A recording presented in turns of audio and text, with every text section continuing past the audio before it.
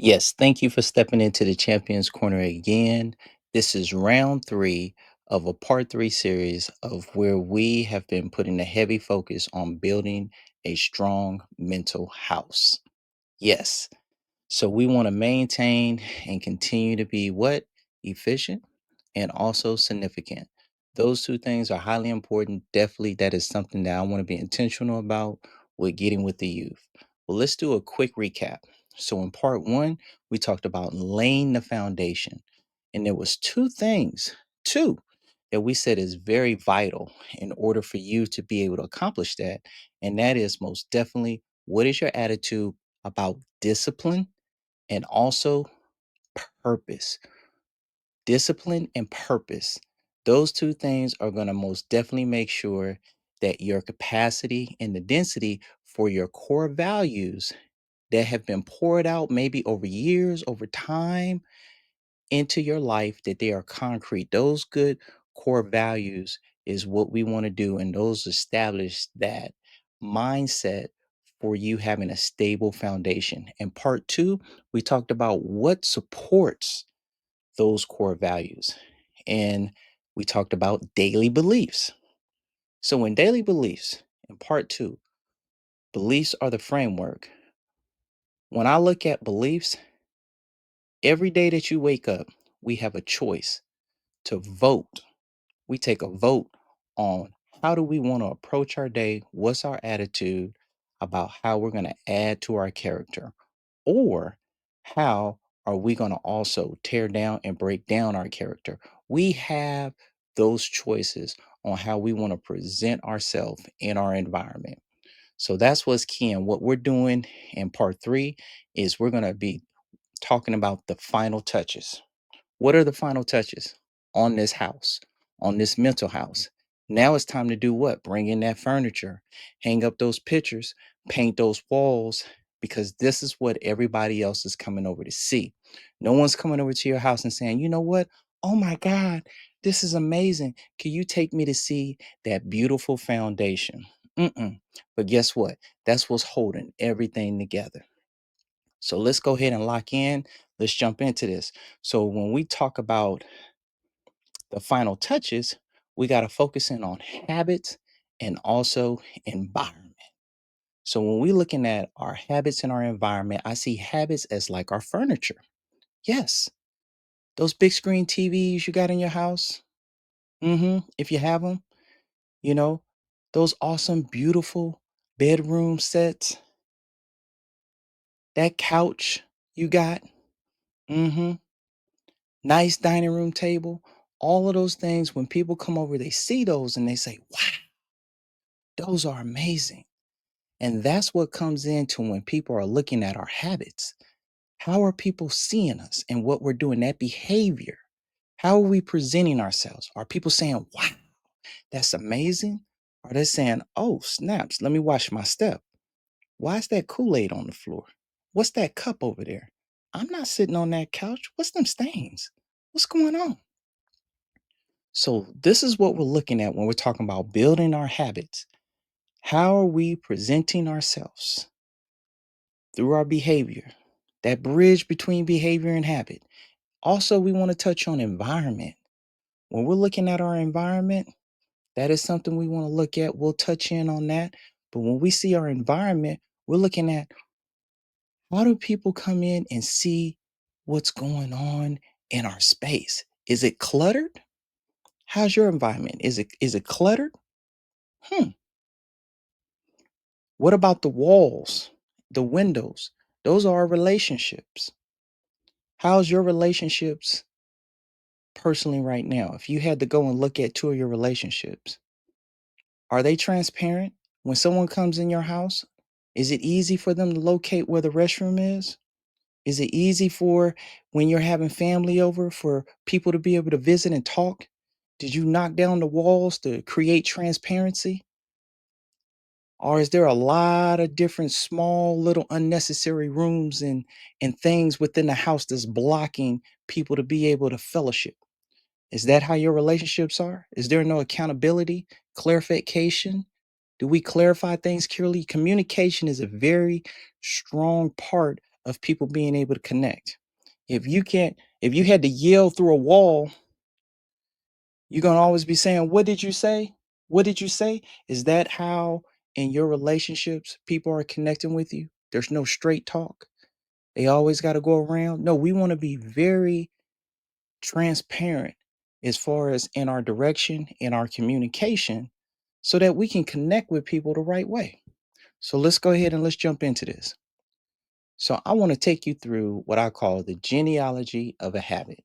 So when we're looking at the genealogy of a habit, everything starts where? Right here with the thought. Yes, we start thinking things, right? Our thoughts start going all over the place. And as we start getting into our thoughts, mm, they start sinking into our feelings. Now, they say the average healthy human being from 15 to 35. Yes, if you've been eating your vegetables, your Wheaties, taking care of yourself, or period, if we're just walking around, the average healthy individual has about 6,000 distinct thoughts a day. And there's actually even been some other talks, and I would call them mythical studies, of even 40,000 to 70,000 thoughts a day. Now, a lot of these thoughts, they're repetitive. They're repetitive thoughts coming back over and over. We're compounding in those things, right? That's what leads to us to the feeling side. So now our feelings. Yes. When we start getting into our feelings, that's where, if you have joy, joy can create this energy and amplify openness and creativity. But then you can also have what? You can have that rage. And that rage could just be pounding and beating down on your feelings. And then the next thing you know, you're amplified in the area of betrayal, injustice. Is there injustice there? Now you're going down some of these false channels of where we're viewing things, and they can lead to what I call right now that first part. That's the heart. I feel like that's where we build up in our heart when we get to belief, because belief is going to birth an action. I can tell you right now, if you had to go to the restroom right now, and we sitting here and I'm dropping these nuggets, it don't matter how much you into it. You're gonna be like, hey man, I gotta pause this. Hey, let me know what's happening. Hey, I see Mr. J, he over there talking some good stuff, but I gotta go. Why? You know what? Because I feel like if I don't go to the restroom, something's finna happen. I'm about to go ahead and let some fluids out, and that's not what we want to do. I'm not finna be embarrassed. So you believe something is gonna happen if you don't go take care of it. So you're gonna go to the restroom. Well, that's the same thing. When we're capable and we're available to be able to do something, guess what we do? We do it. Is it if it's within grasp, we do it. So that's why our intentions about building a healthy capacity of service is so important, because we do what we want to do. So that's where we look at the body phase. We talk about the actions, those one off actions that lead to a behavior. And in this behavior is where people start getting their perceptions, their ideas. This is where you start presenting yourself to your peers, to the world. People start seeing that manifestation of things. They start saying, hey, oh, you know what? I can depend on little Joey. I can depend on little Johnny. There go Julie. She doing this. Or, this is where you have the opportunity to present yourself. When you come into the room, are you of value? Are you of burden? That's where we get to. And then we get to habits. So when you have habits, what we always say with a habit at Chore, we talk about, since we deal with emotions, we say a challenge. You have been challenged with something. So when you've been challenged with something, then guess what? It's going to cause you to have a response. There's going to be a response when you're challenged with something. That's what we can control, that response. And that response is going to give us a result. That's where we want to be. We got to have that result, but we want to condition ourselves to where our results are fruitful and they're most definitely productive. And it's things that most definitely builds and compounds, right? That consistency is compounding. So when you get a result, guess what? As far as with a habit, if you haven't read something, there's a book out there called The Power of Habits. Love it. Charles Duhigg. It is a great foundation for you to learn the fundamentals. He talks about a habit doesn't know if it's bad or good. It just has a trigger, a routine, and a reward. At Chore, we say challenge, response, and a result. And guess what?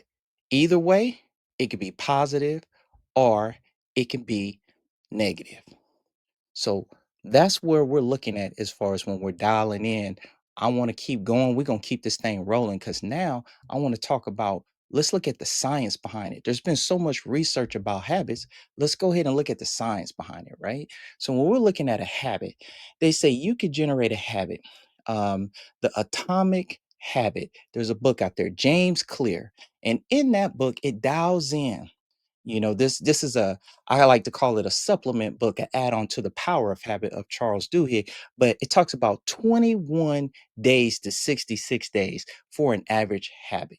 Now, this depends on your discipline. It also depends on how complex the habit may be or whatever you're trying to approach, right? Is it study habits that you're trying to do? Is it a new task at work that you're trying to get into? These are different things that might measure the difference between that. That range could be from also 18 to 254 days, depending on what that is in that area and also where's your discipline. But then we look down here and it says 40 to 50%. So 40 to 50% of our day is driven by habits. Y'all should get excited about that. That's amazing because there's an opportunity. You mean to tell me half of the things I do throughout the day, if I build productive habits, that they can actually be tracking and giving me fruitful outcomes in my life, that I'm not even thinking about it? I don't even know why it's happening. Good stuff is just happening because I've paid the price to condition myself to have productive habits. That's what habits could do for you. Yes, that's what happens when you take self-control and you have an attitude towards discipline. You can start driving into way to building these type of habits. So then we look down at what is a keystone habit. Oh yeah, so I have a lot of these references. I'll drop them in in the description. You guys can go ahead and look at them. Most definitely, do your research. Look at this stuff. It's powerful as far as when you start looking about how we can get conditioned into being more productive daily. A keystone habit is a habit that unintentionally leads to other positive things. Now think about that. That's awesome in a good way because if you have this keystone habit, it can just pour out. If you just have just a way of, like, now your capacity of service, you get up, you start doing things, and basically you've stressed yourself and pushed yourself to where you're not agitated in those areas.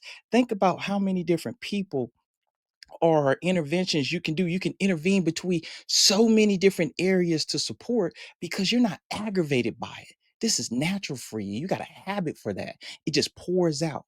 Now that could be negative too, right? Think about it. If you got a habit of laziness, you could become very mediocre about a lot of different things that you do. So I just really, my teachers, my parents, most definitely, you know, please continue to share this. If this is, something that you guys feel is fruitful to your children or even to yourselves, if it's something that's locking in with you, most definitely subscribe so we can continue to keep driving. We're going to keep sharing awesome things in the Champions Corner. I'm excited about it. Most definitely hit the like button, subscribe, but share this information. Get it out there to the youth. They need to hear this. Get them locked in so we can continue to keep growing. I just want to be a partner with all my parents and adults with extending, because I know my kids, sometimes they got to go and they listen to other people. Even though I'm giving them the information and they're seeing it, sometimes they just need to hear it in a different channel or a different way. Well, guess what? I'll be that channel. Yes, I'll be that intentional growth HBO for your kids. Send them over here. I got you. Let's keep it rolling. So if we look at it, we wrapping it up now. We getting into the latter part. We're talking about environment. So when we look at our environment, Yes. Is your environment cluttered? Is it foggy? Is it hard? Like, what is the things? Is it set up in a way that shapes for you to have positive habits? Well, guess what? That's what an environment you could do. You can make building habits easier. Yes, your environment is never neutral. It's not. You see it down here. What does it say? It's either building you up, or it's breaking you down. It's one or the other. It's not in the middle. You can't be double-minded about this thing or thinking that's what's happening. It's doing one or the other. So we want a productive environment so it can influence our positive habits. Yes, that's what we want. So as we're getting in here, you guys hear me say discipline a lot. And I really want to break this down. I want to give you guys something. You guys, hit it up, drop some things in the comments of what you think. But let me give you Chore's definition of discipline. This is what we think of discipline when it's here. Discipline, to me and to my team, is think of something that you do really well and you do it often. You do it really well and you do it often, but you don't have to do it and you don't like to do it. Oh, yeah, that's a little twist, huh? I do it really well. I do it often, but I don't have to do it and I don't like to do it. How many of those do you have in your toolbox? Fill up your toolbox with that, and guess what? You're going to be so compounding in everything you're doing. You most definitely will have a purpose up here, overshadowing your rewards, and you're going to be exceeding expectations with excellence in all areas of serving others. That's what it's about.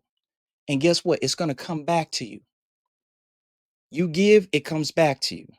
hmm But guess what? You got to put in the work. You got to condition it. You got to go out there and cast that fishing out there and wind it in. But guess what? You got to deposit. You can't go to the bank and start pulling out money. You got to make deposits before you can make withdrawals. Start depositing some things, the withdrawals will start coming. That's all we have, though. That is part 3.